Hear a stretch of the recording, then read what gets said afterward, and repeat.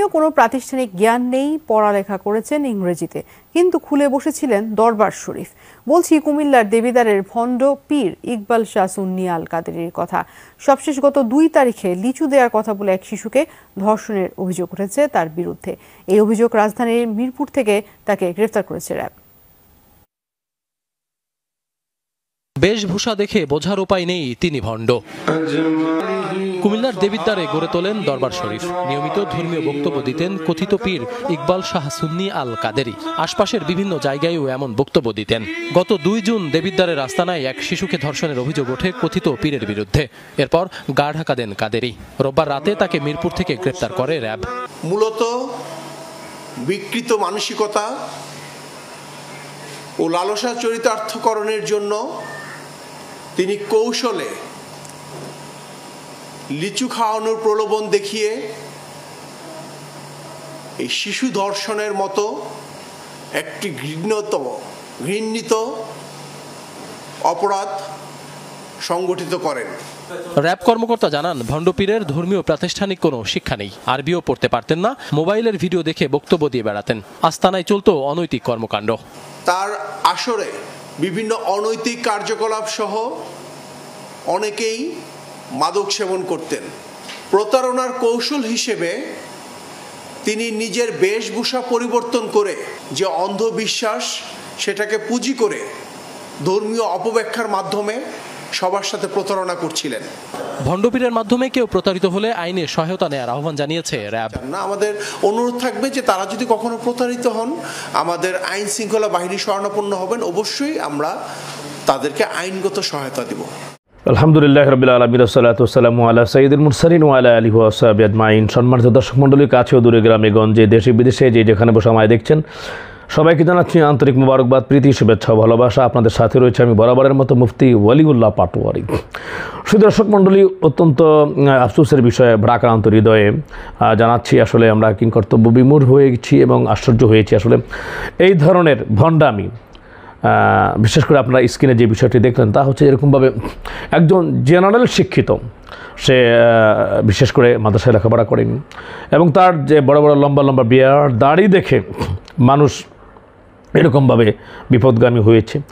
তো আসলে আপনাদেরকে জানাচ্ছি, তা হচ্ছে যে টুপি থাকলে, দাড়ি থাকলে, জুব্বা থাকলে তার অ্যারাবিক কোনো কোয়ালিটি নেই এবং কোনো কোয়ালিফিকেশন নেই, কোনো মাদ্রাসায় লেখাপড়া করেনি, আবেগপ্লুতভাবেই এরকমভাবে আমরা আসলে তাদেরকে পীর মনে করে বা আমাদের রাহবার মনে করে আমরা বিপদগামী হই। বাংলাদেশে বিশেষ করে এটি বেশি দেখা যাচ্ছে এরকমভাবে ধর্ম ব্যবসা যেটি আসলে।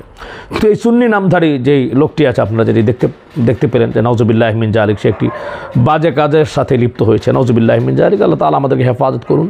আসলে কোরআন সুন্নাহ অনুযায়ী আমাদের আমল করতে হবে। বাংলাদেশের ভিতরে এরকমভাবে অনেক বাবা রয়েছে, তারা বিশেষ করে যেসব মেয়েদের সাথে দেখা দেওয়া জায়েজ নেই, সেসব মেয়েদের সাথে দেখা দিচ্ছে।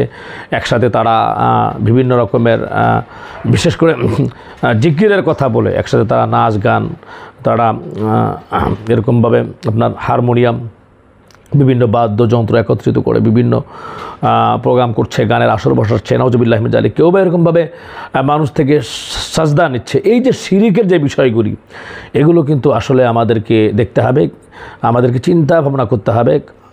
যে হাদি হবে, যে পথ প্রদর্শক হবে, রাহবার হবে, সে কোরআন সুন্নাহ অনুযায়ী নিজে আমল করছে কিনা। আমরা আসলে এরকমভাবে মোটামুটি কিছু চিন্তা ভাবনা না করেই আমরা টুপি দেখলে, দাড়ি দেখলে এরকমভাবে আবেগপ্রবৃত্ত হয়ে যাই না। নাউজুবিল্লাহ মিন জালিক। নবী করিম সাল্লাল্লাহু আলাইহি ওয়াসাল্লাম বলছেন যে তারাকতু ফীকুম আমরাইন লান তাদিল্লু মা তামাসসাকতুম বিহিমা কিতাবাল্লাহ ওয়া সুন্নাত রাসূলি সাল্লাল্লাহু আলাইহি ওয়াসাল্লাম। I am living for you two things, the Quran and sunnah. You will never be led to an evil path if you follow this two things strictly. নবী করিম সাল্লাল্লাহু আলাইহি ওয়াসাল্লাম বলছেন, দুটি জিনিস রেখে গেলাম তোমাদের জন্য, কোরআন এবং হাদিসখানি করবে সদাগণ্য।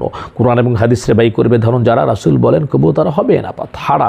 অর্থাৎ একটা মানুষকে তার মাথা থেকে পা পর্যন্ত চলতে ফিরতে, উঠতে বসতে কোরআন এবং সুন্নাহ অনুযায়ী আমাদেরকে বিশেষ করে কোরআন এবং সুন্নাহর যে কোষ্ঠী পাথরে তাকে যাচাই করতে হবে যে সে কতটুকু আমল করছে, তার ভিতরে কতটুকু কোয়ালিফিকেশন আছে। আর মাঝে মাঝে আমরা চিন্তা করি, এবং পাবলিক যারা আছে এই কথাটি বেশি বেশি বলে যে হুজুর অমুকে এটা বলে, তমুকে এটা বলে, আমরা কোথায় যাব, কোনটা তাহলে আমরা এইভাবে মানব।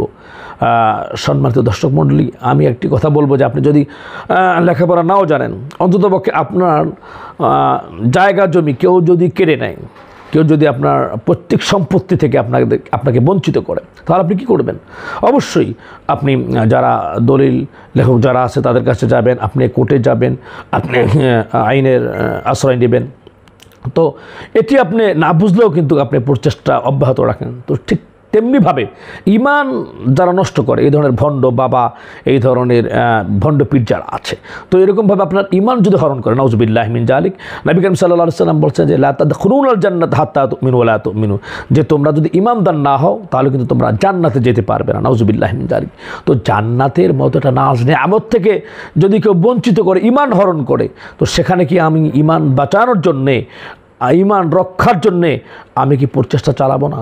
অবশ্যই আহলে হক আলেম ওলামাদের কাছে আমরা যাব, আর অন্তরকে জিজ্ঞাসা করবো ইস্তাফতি কলবা, কোনটা সত্য সেটা আমরা জাস্টিফাই করবো ইনশাআল্লাহ। এই ধরনের ভণ্ড প্রতারক থেকে আমরা দূরে থাকবো। আল্লাহ সুবহানাহু ওয়া তাআলা আমাদের সকলকে কোরআন সুন্নাহ অনুযায়ী আমল করার তৌফিক দান করেন। হ্যাঁ, তবে বাংলাদেশে তো আহলে হক আছে, যেমনিভাবে আপনি বিশেষ করে চরমনাই দেখেন, এরপরে সারসিনা দেখেন, এরপরে উজানি আছে, জনপুরি আছে।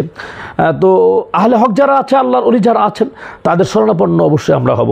বিশেষ করে আপনার পিরোজপুর জেলার ভান্ডারিয়া থানার একজন আল্লাহর ওলি ছিলেন সুফি ইস্কান্দার সাহেব, এরপরে আপনার ওখানে জালঘাটিতে নেসারাবাদের কয়েদ সাহেব হুজুর, মোকামিয়া হুজুর, আরও বাংলাদেশে কিন্তু আনাচে গানাচে আল্লাহর ওলি ছিলেন শাহপরান, শাহজালাল ইয়ামিন মুজাররদ রহমতুল্লাহ আলাই, এরা আল্লাহর ওলি ছিলেন। তো আল্লাহ তাআলা বলছেন ইয়া আইয়ুহাল্লাযীনা আমানু তাকুল্লাহ ওয়া কুনু মা'আস সাদিকিন, তোমরা আল্লাহকে ভয় করো, নেককার, দিনদার, ইমানদার, মুত্তাকি, ফরজগার, তাদের শরণাপন্ন হবে। এটা তো বলেছে, কিন্তু কে ভালো কে মন্দ, কে আল্লাহ পাকের প্রিয়, কে আল্লাহ পাকের অপ্রিয়, কে কোরআন সুন্নাহ অনুযায়ী আমল করে, কে না করে, এটা আমাদেরকে জাস্টিফাই করতে হবে।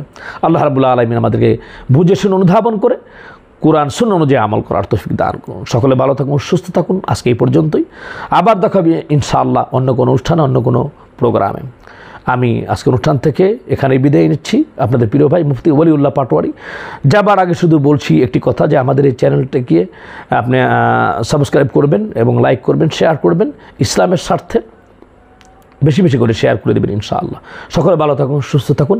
আসসালামু আলাইকুম ওয়া রাহমাতুল্লাহি তাআলা ওয়া বারাকাতুহু।